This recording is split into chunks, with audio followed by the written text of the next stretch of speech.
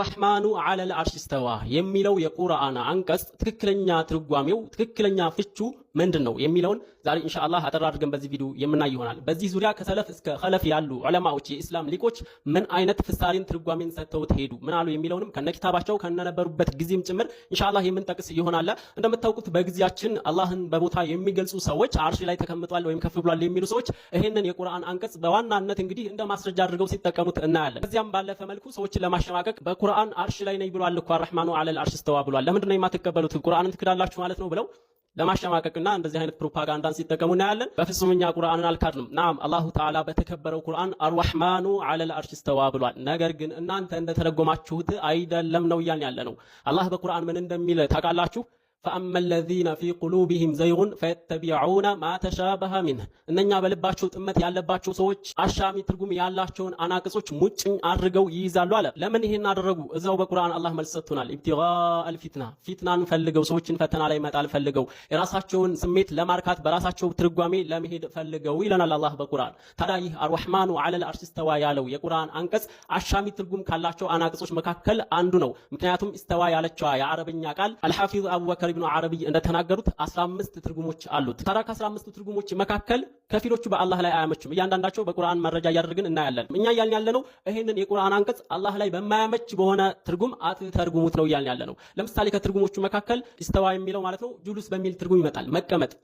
ታዲያ ጁሉስ የሚል ትርጉም ስላለው ኢስተዋ አንተ ቀጥታ አላህ ተቀምጧል ልትለው ይሄንን ካልክ ለይሰ ከሚስሊሂ ሸይ ያለውን የቁርአን አንቀጽ ካድክ ማለት ነው። አጋጭኸው ቁርአኑን እርስ በርሱ። ቁርአን እኮ እንኳን እርስ በርሱ ሊጋጭ ይቅርና ይደጋገፋል። አንተ ግን ይሄን እስተዋ የሚለው ጁሉስ የሚለው የእስተዋ ትርጉም ነውና አርረሕማኑ ዐለል አርሽ እስተዋ ማለት አላህ አርሽ ላይ ተቀምጧል ካልክ ቁርአንን እርስ በርስ እያጋጨህ ነው። ምክንያቱም ቅድም ላይ ተቀደመ ብዬ እንደጠቀስኩላችሁ እነኛ በልባቸው ጥመት ያለባቸው ሰዎች ይላል አላህ ከቁርአን አሻሚ ትርጉም ያላቸውን ሙጭኝ አድርገው ይይዛሉ። ይህንን የሚያደርጉት የራሳቸውን ስሜት አርክተው ለመፈሰርና ለመተርጎም ነው። ለምሳሌ አሁን እንቀጥላለን። ኢስቲቅራር በሚል መደላደል በሚል ይመጣል ኢስተዋ ከትርጉሞቹ መካከል ማለት ነው። አላህ ተደላደለ አትልም። ምክንያቱም መደላደል መቀመጥ የፍጡር ባህሪ ነው፣ ምንም እንኳን የኢስተዋ ትርጉም ቢሆን ማለት ነው። ሌላ ኢዕቲዳል በሚል ይመጣል መስተካከል። ለምሳሌ መስጂድ ላይ ሶላት ስትሰግዱ ኢስተው ይባላል። ጀማዓ ያኔ ተስተካከሉ ያለ ነው እንጂ ከፍ ማለትና መቀመጥ ቢሆን ለምን ኢስተው ሲል ኢማሙ ወደ ላይ ከፍ ለማለት አልዘለልንም ወይስ ለምን አልተቀመጥንም?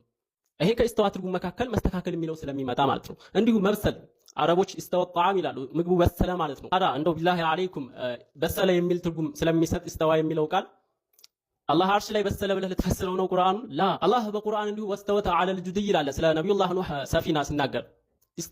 ኢስተዋ ከሚለው የተወሰደ ነው፣ በተኒስ መልኩ ስለሆነ ነው። ያቺ መርከቧ ምን አለች? ስትስተካከል ስትረጋጋ አላሁ ተዓላ ያን ለመግለጽ ወስተወተ ዐለል ጁድይ መስተካከል በሚል ትርጉም ይመጣል ማለት ነው። እንዲሁ አላህ በቁርአን ወለማ በለገ አሹደሁ ወስተዋ ይላል ስለ ነብዩላህ ሙሳ አለይሂ ሰላም ሲናገር። ወስተዋ ይሄ ክንዳቸው አضላቸው በጠነከረ ሰዓት ጠነከረ በሚል ትርጉም ይመጣል ኢስተዋ። ይሄ ሁሉ ትርጉም እንግዲህ ሐሻ በአላህ ላይ ፈጽሞ የማያመች የሆነ አላህ በዚህ አይገለጽም። ስለዚህ ወገኖች ቆም ብለን እንሰብ። አርረሕማኑ ዐለል አርሽ እስተዋ ተቀመጠ ወይም ከፍ አለ በሚል የምትፈስሩ ሰዎች አላህን በፍጥረት ባህሪ እየገለጻችሁ ነው። ምክንያቱም መቀመጥ የፍጡር ባህሪ ነው። ሐሻ አላህ በፍጡር ባህሪ ከመገለጽ የጠራ ጌታ ነው። ወለም የኩን ለሁ ኩፉወን አሐድ ለሱ አንድም ቢጤ አምሳያ የለውም ካለ በኋላ ተቀመጠ ካልክ የተቀመጠን ሁሉ ለአላህ አምሳያ ወይም ተመሳሳይ እያደረክለት ነው። ከፍ አለ ካልክ ከፍ ያለን ሁሉ እንግዲህ ለአላህ አምሳያ እያደረክለት ነው። አላህ በቦታ ከመገለጽ የጠራ ጌታ ነው። እሺ ምን ብለን ይሄንን ቁርአን እንፈስረው? ትክክለኛ ትርጓሜው ምንድነው ወደሚለው ስንሄድ አስለን እኛ የመፈስረው አቅሙ ምንም የለንም። ይሄ የዑለማዎች ስራ ነው። ከኢስተዋ ትርጉሞች መካከል ለምሳሌ ቀሃረ ተቆጣጠረ በሚል ይመጣል። ሐፊዞ ጠበቀው በሚል አብቃ አቆየው በሚል ትርጉም ይመጣል። ኢስተዋ ከ15 ትርጉሞች መካከል ተእዊለን ተፍሲል ያደረጉ ዑለማዎችን በዚህ መልኩ ነው የፈሰሩት። አርረሕማኑ ዐለል አርሽ እስተዋ ማለት አላህ አርሽን ጠበቀው ተቆጣጠረው አቆየው ማለት ነው ብለው ፈስረውታል። ወደ መጨረሻ ላይ እነማን ምን ብለዋል የሚለውን ከሰለፎችም ከኸለፎችም እናያለን። እዚህ ጋር እንደዚህ ስትሉ አንዳንዶች ለማምታታት የሆነ ጥያቄ ሊያነሱ ይችላሉ። አላህ አርሽን ተቆጣጠረው ብለህ የፈሰርከው ከዛ በፊት ከማን ጋር ታግሎ ነው የተቆጣጠረው የሚል ጥያቄ ቢያነሳብህ ይሄን መልስ ስጠው። አለይሰ አላሁ የቁል ወሁወል ዋሂዱል ቀሃር እርሱ አንድ የሆነ ተቆጣጣሪ ነው ይላል እንዴ በሌላ የቁርአን አንቀጽ። ታዲያ አንተ እንደዛ ብለህ ከተረዳኸው ታዲያ ይሄንን ቁርአን ምን ልትለው ነው? ከሌላ ጋር እንትን ብሎ ተፎካክሮ ነው ከዚያ በኋላ የተቆጣጠረው ልትለው ነው? ራሱን አላህ ቀሃር ብሎ ገልጿል። አሁንም ከኢስተዋ ትርጉም መካከል ቀሃር የሚል ስለሚሰጥ ለምሳሌ ተቆጣጠረ የሚለውን ትርጉም እንደሚሰጥ ኢስተዋ የሚለው ቃል አረቦች ምን ይላሉ በግጥማቸው? ቀድ ኢስተዋ ቢሽሩን ዐለል ዒራቂ ሚን ገይሪ ሰይፊን ወደሚን ሙህራቂ። ቀድ ኢስተዋ ቢሽር የሚባል ሰው ኢራቅን ተቆጣጠራት ሚን ገይሪ ሰይፊን ወደሚን ሙህራቅ ያለምንም ሰይፍ መማዘዝ ያለምንም ደም መፋሰስ። ቀድ ኢስተዋ ቢሽሩን አያችሁት? ቀሃረ በሚል ትርጉም ይመጣል ኢስተዋ የሚለው ቃል ማለት ነው። አላሁ ተዓላን ተቆጣጣሪ አድርገን መግለጻችን አላህ የሆነ ነገር ጋር ተፎካክሮ ከዛ በኋላ አሸንፎ ምናምን ብለው እንደዚህ አይነት የሚያሳብቡ ሰዎች አላህ በቁርአን ወሁወል ዋሂዱል ቀሃር ብሎ ራሱን ገልጿል። ይሄን ቁርአን አንቀጽ ብለህ ልትፈስረው ነው። ሌሎች ደግሞ እንደዚሁ ለምን አላህ አርሽን ብቻ ነው የተቆጣጠረው ልትል ነው ማለት ነው። አላህ አርሽን ተቆጣጠረ የምትለው ትርጉሙን ሊሉህ ይችላሉ። አለይሰ አላሁ የቁል ትለዋለህ። አላህ ብሎ የለምን ወሁወ ረቡል አርሺል ዐዚም እርሱ የታላቁ የአርሽ ጌታ ነው ብሏል። ምን ማለት ነው? አላህ የአርሽ ጌታ ነው ብቻ ነው ልትል ነው? ይሄንንም ኖ ይሄ ሚንባቢል አውላ ነው። አላህ የታላቁ የግዙፉ አርሽ ጌታ ከሆነ የሌላውም ጌታ እንደሚሆን ይገልጻል።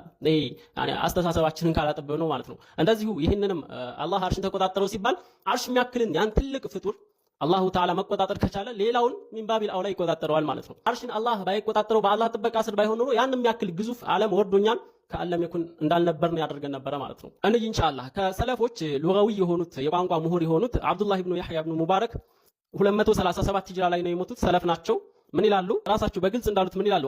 ቀውሉሁ ተዓላ አርረሕማኑ ዐለል ዐርሽ እስተዋ የሚለው ትርጉሙ እስተውላ ተቆጣጠረ ማለት ነው ብለው ፈስረውታል። ለዚሁ ለምሳሌ ያክል ኢብኑ ጀሪር ጠበሪ ምን ይላሉ? አልሙተወፋ ሰና 310 ሂጅራ ላይ ነው የሞቱት። እስተዋ ኢለ ሰማኢ ዐላ ወርተፈዐ ዐለይሃ ዑሉወ ሙልኪን ወሱልጣኒን ላ ዑሉወ ኢንቲቃሊን ወዘዋል። አላህ ከፍ አለ የምንን ከፍታ የስልጣንን የልቅናን የመከበርን እንጂ የቦታን አይደለም የመንቀሳቀስን አይደለም ሲሉ ተናግረዋል።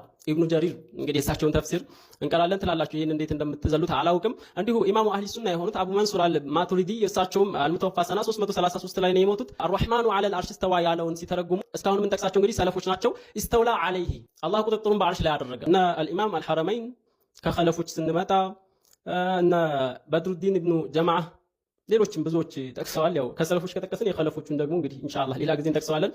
እውነትን ሐቅን የፈለገ አንድ ማስረጃ ብቻ በቂው ነው።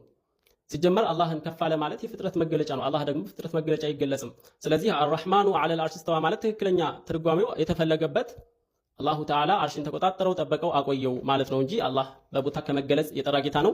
አላሁ ተዓላ ቦታን ሳይፈጥር ያለ ቦታ ነበረ። አቅጣጫን ሳይፈጥር በአቅጣጫ ሳይገለጽ ነበር። አስቡት፣ አርሽ ፍጡር ነው። አርሽን ሳይፈጥር በፊት አላህ ከአርሽ በላይ ነው የሚባል መገለጫ አልነበረውም።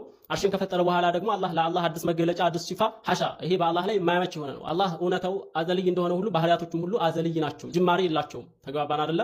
ይሄን ይመስላል ኢንሻአላሁ ተዓላ። ምናልባት ኪታባቸውን ካስፈለገ የአብዱላህ ኢብኑ ያህያ ኢብኑ ሙባረክ የእርሳቸው ገሪቡል ቁርአን ወተፍሲር የሚለው ሶሒፋ 113 ላይ ታገኙታላችሁ።